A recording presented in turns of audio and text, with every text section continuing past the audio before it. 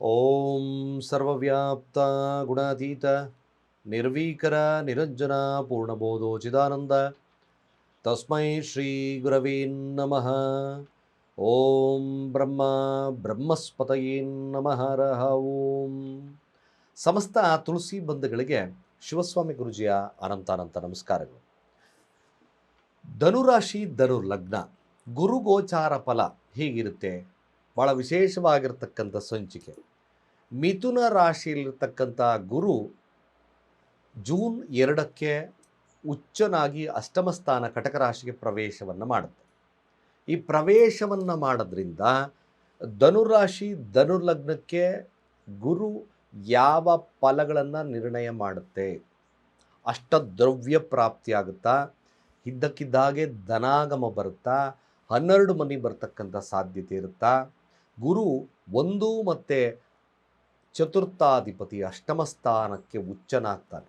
June 2ನೇ ತಾರೀಕು ಪದಾರ್ಪಣೆಯನ್ನು ಮಾಡುತ್ತೆ. ಅಷ್ಟಮ ಸ್ಥಾನ ಕಷ್ಟಗಳ ಕೊಡ್ತಕ್ಕಂಥ ಸ್ಥಾನ, ನಿಷ್ಠೂರತೆಯನ್ನು ಕೊಡ್ತಕ್ಕಂಥ ಸ್ಥಾನ, ಭವಿಷ್ಯದ ಜ್ಞಾನವನ್ನು ತಿಳ್ಕೊಳ್ತಕ್ಕಂಥ ಸ್ಥಾನ. ಧನುರಾಶಿ ಧನುಲಗ್ನಕ್ಕೆ ಭವಿಷ್ಯದ ಜ್ಞಾನವನ್ನು ಬರ್ತದಾ? ಗುರು ಬಲ ಹೋಗ್ತದೆ. ಯಾಕೆಂದರೆ ಸಪ್ತಮದಲ್ಲಿ ನೇರವಾಗಿ ಗುರುವಿನ ದೃಷ್ಟಿ ಇತ್ತು. ಈ ಗುರುದೃಷ್ಟಿ ನಿವಾರಣೆ ಆಗ್ತದೆ. ಅಷ್ಟಮ ಸ್ಥಾನ ಅನ್ನೋನಾಗಿ ಸಮಸ್ಯೆ ಬರ್ಬೋದು, ಅನ್ನೋನಾಗಿ ನಿಮಗೆ ಹಣನೂ ಬರ್ಬೋದು. ಎರಡೂ ವ್ಯತಿರಿಕ್ತವಾಗಿರ್ತಕ್ಕಂಥದ್ದು ಇರ್ತದೆ. ಜುಲೈ 14ಕ್ಕೆ ಅಸ್ತಂಗತನಾಗ್ತಾನೆ. ಆಗಸ್ಟ್ 12ರವರೆಗೂ ಕೂಡ ಅಸ್ತಂಗತದಲ್ಲಿರ್ತದೆ. ತದನಂತರ ಅಕ್ಟೋಬರ್ ಮಧ್ಯಭಾಗದಿಂದ ಸಿಂಹರಾಶಿಗೆ ಪ್ರವೇಶವನ್ನು ತಗೊಳ್ತದೆ. ಭಾಗ್ಯಸ್ಥಾನಕ್ಕೆ ಬರುತ್ತೆ. ಕೊನೆಯ ಭಾಗದ ಡಿಸೆಂಬರ್ ಮಧ್ಯಭಾಗದಲ್ಲಿ ವಕ್ರಗತಿಗೆ ಜಾರ್ತದೆ. ಇದು ಗುರು ಟ್ರಾನ್ಸಿಟ್ ಆಗ್ತಕ್ಕಂಥದ್ದು. ವಿಚಿತ್ರ ಗುರು ಕೂಡ. ಈ ಗುರು ಮಹತ್ವೇ ಅಂದರೆ ಅರ್ಥಾತ್ ಗುರುವಿನ ಗೋಚಾರ ಫಲ ಯಾರ ಜಾತಕ ಅಂದರೆ ಅಂದರೆ ಧನುರಾಶಿ ಧನುಲಗ್ನಕ್ಕೆ ಏನು ಫಲಗಳನ್ನು ಕೊಡುತ್ತೆ ಭಾಳ ಮುಖ್ಯವಾಗಿ ನೋಡಬೇಕು. ಮೊದಲನೇದಾಗಿ 4ರ ಅಧಿಪತ್ಯ 1ರ ಅಧಿಪತಿ ಆಗಿರೋದ್ರಿಂದ ಅಷ್ಟಮ ಸ್ಥಾನಕ್ಕೆ ಪ್ರವೇಶವನ್ನು ಮಾಡ್ತಾ ಇರೋದ್ರಿಂದ ನೋಡಿ, 1 ಮತ್ತು 4ರ ಅಧಿಪತಿ ವಿದ್ಯಾರ್ಥಿಗಳಿಗೆ ಅಷ್ಟು ಶುಭದ ಕಾಲವಲ್ಲ. ಯಾರು ಆಫ್ಟರ್ PUC ಇರತಕ್ಕಂಥ ರಿಸರ್ಚ್ ಮಾಡ್ತಕ್ಕಂಥವ್ರಿಗೆ, ಡೆಪ್ತ್ ಆಫ್ ನಾಲೆಡ್ಜ್ ತಿಳ್ಕೊಳ್ತಕ್ಕಂಥವ್ರಿಗೆ ಶುಭದ ಕಾಲ ಹೊರತು ಅದರ್ವೈಸ್ ಪ್ರೈಮರಿ ಎಜುಕೇಷನ್ ಹಂತದಲ್ಲಿರ್ತಕ್ಕಂಥವ್ರಿಗೆ ಅಷ್ಟು ಶುಭದ ಅಲ್ಲ. ನೀವು ಎಜುಕೇಷನ್ ವರ್ಗದಲ್ಲಿದ್ದರೆ ಅತೀವವಾಗಿ ಡೀಪ್ ಅನಾಲಿಸಿಸ್ ಮಾಡಿದ್ರೆ ಮಾತ್ರ ವಿದ್ಯಾರ್ಥಿಗಳಿಗೆ ಶುಭದ ಕಾಲ. ಹೊರತುಪಡಿಸಿದ್ರೆ ಅಷ್ಟು ಉತ್ತಮ ಇಲ್ಲ. ಯಾರಾದರೂ ನೀಟ್ ಬರಿತಾ ಇದ್ದರೆ ವೆರಿ ಡೆಪ್ತ್ ಅನಾಲಿಸಿಸ್ ತಗೋಬೇಕಾಗುತ್ತೆ. ಬಟ್ ಅದರೆಲ್ಲ ಮುಗಿದೋಗಿರುತ್ತೆ. ಬಟ್ ಅಫ್ಕೋರ್ಸ್ ಏನಾದರೂ ಕಾಂಪಿಟೇಟಿವ್ ಮತ್ತೊಂದು ಯಾವುದಾದ್ರೂ ಎಕ್ಸಾಮ್ಸ್ ಬರಿತಾ ಇದ್ದರೆ very deep analysis. But research ಮಾಡ್ತಕ್ಕಂಥವ್ರು ಇದ್ದರೆ, ಆ ರಿಸರ್ಚ್ ಅನಾಲಿಟಿಕಲ್ಸ್ ಆಗಿದ್ದರೆ, ಈ ಒಂದು ಏನು ನಿಮ್ಮ ಫಿನಾನ್ಷಿಯಲ್ ವಿಚಾರದಲ್ಲೇ ಆಗಿರ್ಬೋದು ಡೀಪ್ ಅನಾಲಿಸಿಸ್ ಮಾಡ್ತಾ ಇದ್ದೀನಿ ಅಂದರೆ ಅದರಲ್ಲಿ ಹೇಗೆ ನಾನು ಒಂದು ಗ್ರಾಫನ್ನು ಮೇಂಟೈನ್ ಮಾಡಬೇಕು ಅಂತಕ್ಕಂಥವ್ರಿಗೆ very very super. It's very depth analysis ಮಾಡ್ತಕ್ಕಂಥವ್ರಿಗೆ. ಬಟ್ ವಿದ್ಯಾರ್ಥಿಗಳು ವಿಚಾರಕ್ಕೆ ಬಂದಾಗ ಪ್ರೈಮರಿ ಹಂತದ ವಿದ್ಯಾರ್ಥಿಗಳು effort more than success rate. ಅಲ್ಲಿ ಕೂತಿರ್ತಕ್ಕಂಥ ಗುರು ನೋಡಿ ವೃಶ್ಚಿಕ ರಾಶಿಯನ್ನು ನೋಡುತ್ತೆ, ನಷ್ಟಸ್ಥಾನವನ್ನು ನೋಡುತ್ತೆ, ಧನಸ್ಥಾನವನ್ನು ನೋಡುತ್ತೆ, ಚತುರ್ಥ ಭಾವವನ್ನು ನೋಡೋದ್ರಿಂದ ಮಾತ್ರ ಬೆನಿಫಿಟ್. ಯಾರು ಡೆಪ್ತ್ ಅನಾಲಿಸಿಸ್ ತಗೊಳ್ತಾರೋ ಅವ್ರಿಗೆ ಮಸ್ಟ್ ಆ್ಯಂಡ್ ಶುಡ್ ಗುಡ್ ಆಗ್ತದೆ. ಡೆಪ್ತ್ ಅನಾಲಿಸಿಸ್ ನಿಜವಾಗ್ಲೂ ಇದು ಕಷ್ಟಪಡ್ತಕ್ಕಂಥ ಸಮಯ. ಧನುರಾಶಿ ಧನುಲಗ್ನಕ್ಕೆ ವ್ಯತಿರಿಕ್ತ ಪರಿಣಾಮವನ್ನು ಬೀರುತ್ತೆ. ಗುಡ್ ಆ್ಯಂಡ್ ಬ್ಯಾಡ್ ಎರಡೂ ಕೂಡ ಇರ್ತಕ್ಕಂಥದ್ದು ಇರುತ್ತೆ. ಯಾರು ಕೂಡ ಕಷ್ಟವನ್ನು ಪಟ್ಟಿ ಕೆಲಸವನ್ನು ಮಾಡ್ತಾರೋ ಅವ್ರಿಗೆ ಸಕ್ಸಸ್ ರೇಟ್ ಸಿಗುತ್ತೆ, ಧನಾತ್ಮಕವಾಗಿರ್ತಕ್ಕಂಥ ಶಕ್ತಿ ಸಿಗುತ್ತೆ. ಅದರಲ್ಲಿ ವಿಶೇಷವಾಗಿ ಧನುರಾಶಿ ಧನುಲಗ್ನಕ್ಕೆ ಕೃಷಿ ಪ್ರಧಾನವಾಗಿರ್ತಕ್ಕಂಥ ಚಟುವಟಿಕೆಗಳಲ್ಲಿ ಹೆಚ್ಚಿನದಾಗಿ ಆಸಕ್ತಿ ಬರುತ್ತೆ. ಸೈಟ್ ಖರೀದಿ ಯೋಗ ಲಭ್ಯತೆ ಬರುತ್ತೆ. ಅಷ್ಟದ್ರವ್ಯ ಪ್ರಾಪ್ತಿ, ಯಾಕೆಂದರೆ ಅಷ್ಟಮ ಸ್ಥಾನ ತುಂಬ ಆಳವಾಗಿ ಭೂಮಿಯಿಂದ ಲಾಭ. ರಿಯಲ್ ಎಸ್ಟೇಟ್ ಮಾಡ್ತಾ ಇದ್ದೀರಾ, ಡೆಫಿನೆಟಾಗಿ ಲಾಭ ಬರ್ತದೆ. ಆಸ್ತಿ ಖರೀದಿ ಮಾಡಿದ್ದೀರಾ, ಡೆಫಿನೆಟಾಗಿ ನೆರವೇರುತ್ತೆ.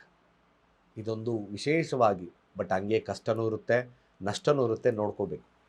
ನಿಮಗೆ ಇದ್ದಕ್ಕಿದ್ದಾಗೆ ಸಮಸ್ಯೆಗಳು ಬರುತ್ತೆ, ಇದ್ದಕ್ಕಿದ್ದಾಗೆ ಅಭಿವೃದ್ಧಿನೂ ಆಗುತ್ತೆ. 8th house is the unpredictable house. ನಿಗೂಢ ಅಂತ ಕರೆದ್ವಿ. ನಿಗೂಢವಾಗಿ ನಿಮಗೆ ಭೂಮಿಯಿಂದ ಅಷ್ಟದ್ರವ್ಯ ಪ್ರಾಪ್ತಿ ಆಗ್ತಕ್ಕಂಥದ್ದು ಇದ್ದೇ ಇರ್ತದೆ. ಇದು ನಿಧಿಯ ಪ್ರಾಪ್ತಿ ಕೂಡ ಆಗ್ತಕ್ಕಂಥದ್ದು ಇರ್ತದೆ. ಬಟ್ ಜಾತಕದಲ್ಲಿ ಭಾಳ ವಿಶೇಷವಾಗಿ ಇದನ್ನೆಲ್ಲ ಪರಿಶೀಲನೆ ಮಾಡಿಕೊಳ್ತಕ್ಕಂಥದ್ದು ಅಗತ್ಯ. ನಿಧಿಯಿಂದ ಇಟ್ಕೆ ನಿಮಗೆ ಇದ್ದಕ್ಕಿದ್ದಾಗೆ ಉಕ್ಕಿ ಬರ್ತಕ್ಕಂಥದ್ದಲ್ಲ. ಯಾವುದಾದ್ರೂ ಒಂದು ಮುಖಾಂತರ ನಿಮಗೆ ಲಾಭ ಲಭ್ಯತೆ ಆಗೋದು ಧನುರಾಶಿ ಧನುಲಗ್ನಕ್ಕಿದೆ. ಇದು ಗೋಚಾರ ಫಲ ನಿಜವಾಗ್ಲೂ. ಇನ್ನು ಗುರು ವಿಶೇಷವಾಗಿ ಕಂಕಣ ಭಾಗ್ಯ ವ್ಯಾಪಾರಸ್ಥರಿಗೆ ಹೇಗಿರುತ್ತೆ, ವ್ಯಾಪಾರದ ವೃದ್ಧಿ ಹೇಗಿರ್ತಕ್ಕಂಥದ್ದು ಕೊಡುತ್ತೆ. ಬಟ್ ತನ್ನದೇ ಆಗಿರ್ತಕ್ಕಂಥ ರಾಶಿಯನ್ನು ವೀಕ್ಷಣೆಯನ್ನು ಮಾಡೋದ್ರಿಂದ ಸ್ವಲ್ಪ ಬೆಟರ್, ನಾಟ್ ಬ್ಯಾಡ್. ವ್ಯಾಪಾರಸ್ಥರಿಗೆ ಮದುವೆ ಮಾತುಕತೆಗಳು ನಾಟ್ ಬ್ಯಾಡ್ ನಡೀತೆ, ಸ್ವಲ್ಪ ಸುಮಾರು ಸಾಧ್ಯತೆ ಇರ್ತದೆ. ಬಟ್ ಗುರು ಬಲ ಇಲ್ಲ ಅನ್ನೋನಾಗಿ ಸಮಸ್ಯೆ ಅನ್ನೋನಾಗಿ ಬರೋದ್ರಿಂದ ವ್ಯಾಪಾರಸ್ಥರಿಗೂ ಕೂಡ ಅಧಿಕ ಲಾಭ ಪ್ರಾಪ್ತಿ, ಅಧಿಕ ನಷ್ಟ ಇವೆರಡೂ ಕೂಡ ಇರ್ತಕ್ಕಂಥ ಸನ್ನಿವೇಶಗಳು ನಿರ್ಮಾಣವಾಗ್ತದೆ. ಅಷ್ಟು ಹಣಕಾಸು ವಹಿವಾಟುಗಳು ಫ್ಲಕ್ಚುಯೇಟಿಂಗ್ ಗ್ರಾಫ್ ಕೂಡ ಅಷ್ಟು ಉತ್ತಮತೆ ಇರಲ್ಲ. ಒಂದು ಸತಿ ಹೈಗೆ ಹೋಗ್ತದೆ, ಒಂದು ಸತಿ ಲೋಗ್ ಬಂದ್ಬಿಡುತ್ತೆ. ಇದೇ ರೀತಿಯಾಗಿರುತ್ತೆ. ಮಸ್ಟ್ ಆ್ಯಂಡ್ ಶುಡ್ ಧನುರಾಶಿ ಧನುಲಗ್ನದವರು ಗುರು ಶಾಂತಿಯನ್ನು ಮಾಡ್ಕೊಳ್ಳೋದು ಮರಿಬೇಡಿ. ಇಡೀ ನಿಮಗೆ ದಿನಮಾನಗಳು ಗುರು ಸಂಚಾರವನ್ನು ಮಾಡ್ತಿದ್ರೆ ಗುರುವಿನ ಬಲಕ್ಕೋಸ್ಕರ ಆಗಿಂದಾಗ್ಗೆ ಗುರುವಿನ ಸನ್ನಿಧಾನಕ್ಕೆ ಭೇಟಿ ಮಾಡಬೇಕು. ಗುರು ಹಿರಿಯರ ಆಶೀರ್ವಾದವನ್ನು ತಗೊಳ್ಬೇಕು. ಓಂ ಬ್ರಹ್ಮ ಬ್ರಹ್ಮಸ್ಪತಯೇ ನಮಃ ಮಂತ್ರವನ್ನು ಉಚ್ಚಾರಣೆಯನ್ನು ಮಾಡಿ ಆಗಿಂದಾಗ್ಗೆ ಸುಲಿಬಾರದು. ತೆಂಗಿನಕಾಯನ್ನು ನೀವು ದೇವಸ್ಥಾನಗಳಿಗೆ ಅರ್ಪಣೆಯನ್ನು ಮಾಡಿ. ಧನುರಾಶಿ ಧನುಲಗ್ನಕ್ಕೆ ಭಾಳ ವಿಶೇಷತೆ ಆಗುತ್ತೆ.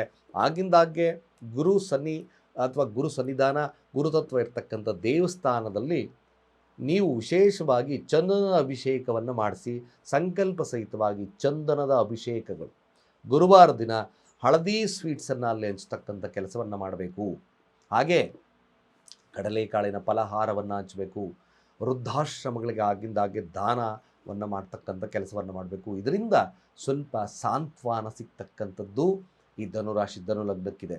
ಯಾವುದೇ ಕ್ಷೇತ್ರಫಲ ನೀವು ಏನಾದರೂ ಗುರುಗಳೇ ನನಗೆ ಈ ಸತ ಏನಾದರೂ ಈ ಸಂತಾನ ಫಲ ಲಭ್ಯತೆ ಇರುತ್ತೆ, ಸ್ವಲ್ಪ ಟಫ್ ಇರುತ್ತೆ, ಜಾತಕವನ್ನು ಪರಿಶೀಲನೆ ಮಾಡಿಸ್ಕೊಳ್ತಕ್ಕಂಥ ಗೋಚಾರ ಅಷ್ಟಮ ಸ್ಥಾನ ಅನ್ಪ್ರಿಡಿಕ್ಟಬಲ್ ಆಗಿರೋದ್ರಿಂದ ಸ್ವಲ್ಪ ಕಷ್ಟ ಸಾಧ್ಯ. ಆರೋಗ್ಯ ವ್ಯತ್ಯಾಸಗಳು ಖಂಡಿತವಾಗಿ ಕಂಡು ಬರ್ತದೆ. ಆರೋಗ್ಯದಲ್ಲಿ ಅಷ್ಟು ಉತ್ತಮತೆ ಇರತಕ್ಕಂಥದ್ದು ಕಷ್ಟ. ಹಣಕಾಸು ಇಲ್ಲದೆ ಹಣಕಾಸು ನಿಮಗೆ ಯೂಶ್ವಲಿ ಏರ್ಪೇರ್ ಆಗ್ತಕ್ಕಂಥ ಸಾಧ್ಯತೆ ಇರುತ್ತೆ. ಒಮ್ಮೆ ಹೈಗೆ ಹೋಗ್ಬೋದು, ಒಮ್ಮೆ ಲೋಗ್ ಬರ್ತಕ್ಕಂಥ ಸಾಧ್ಯತೆಗಳು ಬರುತ್ತೆ.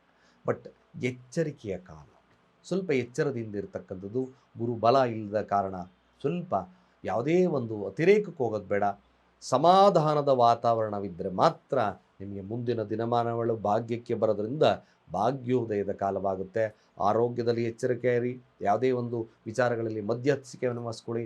ಕೋಪವನ್ನು ನಿಯಂತ್ರಣದಲ್ಲಿ ಮಸ್ಟ್ ಆ್ಯಂಡ್ ಶುಡ್ ಮಾಡ್ಕೊಳ್ಳಿ. ಯಾಕೆಂದರೆ ಲಗ್ನಾಧಿಪತಿ ಆಗಿರ್ತಕ್ಕಂಥದ್ದು ಅಷ್ಟಮ ಸ್ಥಾನಕ್ಕೆ ಹೋಗೋದ್ರಿಂದ ಕೋಪ ನಿಯಂತ್ರಣ, ಕೋಪ ಎಷ್ಟು ಕಂಟ್ರೋಲ್ ಮಾಡ್ಕೊಳ್ತೀರೋ ಅಷ್ಟು ಕೂಡ ಒಳ್ಳೆಯದಾಗುತ್ತೆ. ಅದಕ್ಕೋಸ್ಕರ ಗುರುವಿನ ಮಂತ್ರ, ಹಳದಿ ವಸ್ತ್ರದಾನ, ಆಗಿಂದಾಗೆ ಗುರು ರಾಯರ ಸನ್ನಿಧಾನವನ್ನು ಭೇಟಿ ಮಾಡ್ತಕ್ಕಂಥದ್ದು ಇವೆಲ್ಲ ಶುಭವನ್ನು ತರುತ್ತೆ. ಬಟ್ ಎರಡೂ ವ್ಯತಿರಿಕ್ತವಾಗಿರೋದ್ರಿಂದ ನಿಮಗೆ ನಿಗೂಢವಾಗಿ ಹಣ ಸಿಗ್ತಕ್ಕಂಥದ್ದು ಇರುತ್ತೆ ಅಂತ ಹೇಳ್ತಾ ಸರ್ವೇ ಜನ ಸುಖಿನೋ ಭವಂತು.